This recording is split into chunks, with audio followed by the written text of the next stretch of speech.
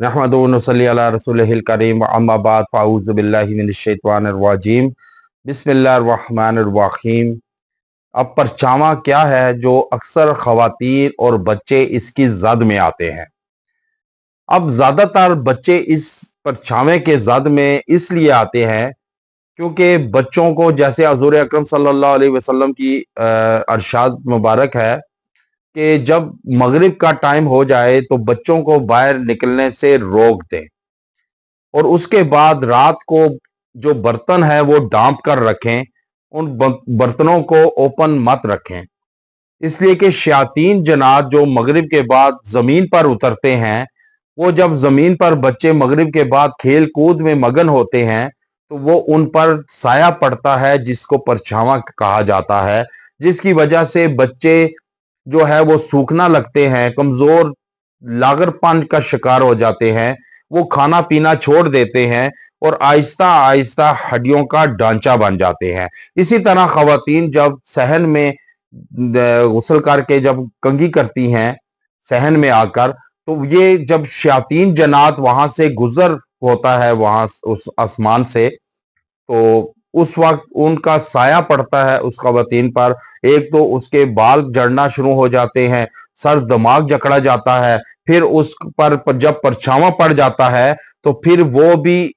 जिस्म कांपना लगता है, चक्कर आने लगते हैं, उल्टी मतली आना शुरू हो जाती है और आहिस्ता आहिस्ता सूखना शुरू कर देती है और फिर चिड़चिड़ापन आ जाता है, जिसकी वजह से अक्सर घर लड़ाई झगड़ों की जद में रहते हैं। अब परछावें का आम लोगों को मालूम नहीं होता, लेकिन वो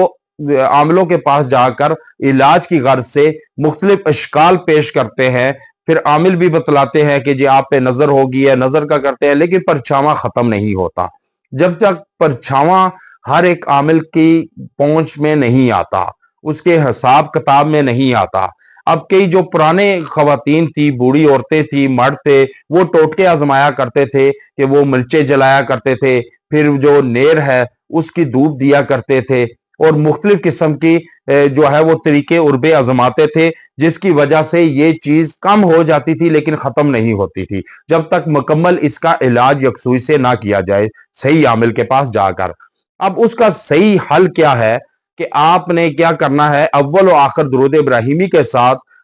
21 मरतबा पढ़कर तेल और पानी पे दम करके आप तेल से सर और पांव की तलियों की मालिश करें, पानी पिए। इंशाअल्लाह ये परछावें की जात से आप और बच्चा निकलेगा और आप खुशगवार जिंदगी बसर करने वाले होंगे। वो वजीफा क्या है, अफा आसिब तुम अन्नमा खलकनाकुम अबसा व अन्नकुम इलैना ला तुरजाउन, ये आपने पढ़ना है। देखेंगे कि कैसे आपके परछावें की जात से निकलते हैं, बच्चा हो या खवातीन हो, वो कैसे इसमें से निकलेंगे और सेहतमंद और सेहत की तरफ दोबारा गामजन हो जाएंगे और तंदो तवाना और बेहतरी की तरफ गामजन होंगे। इसको सदके की नीयत से शेयर करें ताकि हो सकता है कोई आपकी वजह से तकलीफ से निकले तो आपका बेहतरीन सदका जारिया है, हो सकता है अल्लाह आपको इसी वजह से तकलीफ से निकाल दे। कमेंट में अपना मसला लाजमी लिखें। अगर कोई आपको वजीफा नहीं मिल रहा आपके मसाइल के मुताबिक, आप वो मसला लिखें, इंशाल्लाह नेक्स्ट वजीफा उसी पर होगा।